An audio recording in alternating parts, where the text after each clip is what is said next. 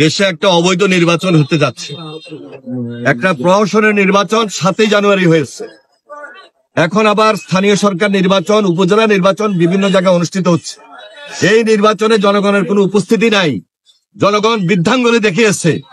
তারপরও আমরা সবাই আজকে আবার একত্রিত হয়েছি দেশনেত্রী বেগম খালেদা জিয়ার নেতৃত্বে, তারেক রহমানের নেতৃত্বে। এদেশের জনগণকে আমরা জানিয়ে দিতে চাই, বলে দিতে চাই যে একটা অবৈধ সরকার এদেশের রাষ্ট্রীয় ক্ষমতা আছে, তারা প্রশাসনের মধ্য দিয়ে এই দেশে ক্ষমতায় এসেছে। একটা ফ্যাসিবাদী শাসক এবং একটা কর্তৃত্ববাদী শাসন দেশে চলছে। সুতরাং আমরা 7 জানুয়ারি নির্বাচনকে বর্জন করেছি। জনগণ এই নির্বাচনে অংশগ্রহণ করবে না এবং করে না।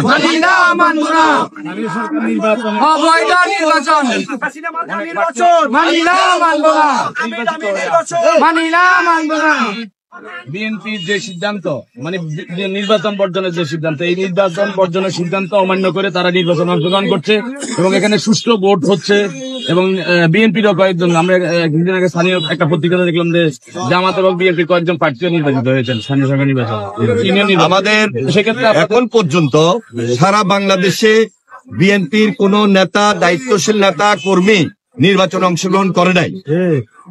নির্বাচনে যদি বিএনপির নামে কেউ নির্বাচন করে তাহলে এই দায়িত্ব আমরা গ্রহণ করব না, এবং পার্টি যদি দেখে যে বিএনপির পোস্টদারি, তাকে আমরা দল থেকে অব্যাহতি দিয়েছি, বহিষ্কার করেছি।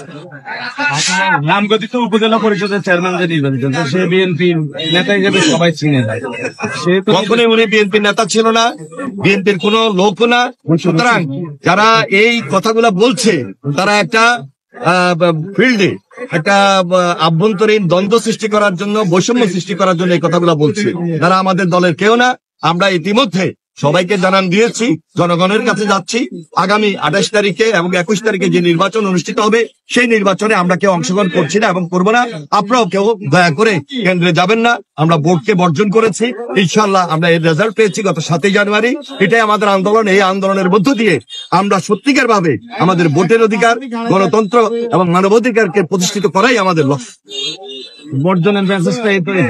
আমাদের বর্জনের মেসেজ হলো আমরা আমাদের টার্গেটে পৌঁছবো এবং আমাদের আন্দোলনের মধ্য দিয়ে এই দেশে তত্ত্বাবধায়ক সরকারের অধীনে আমরা আমাদের সঠিক যে নির্বাচন, নিরপেক্ষ নির্দলীয় তত্ত্বাবধায়ক সরকারের অধীনে নির্বাচন, সেই নির্বাচনের অধিকারকে আমরা আদায় করতে সক্ষম হব ইনশাআল্লাহ।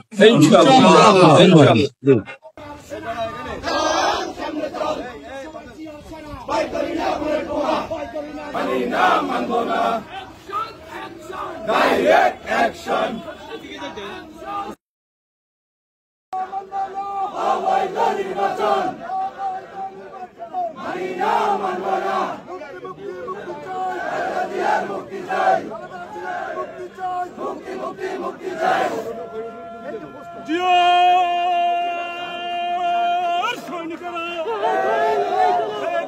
লড়াই করো।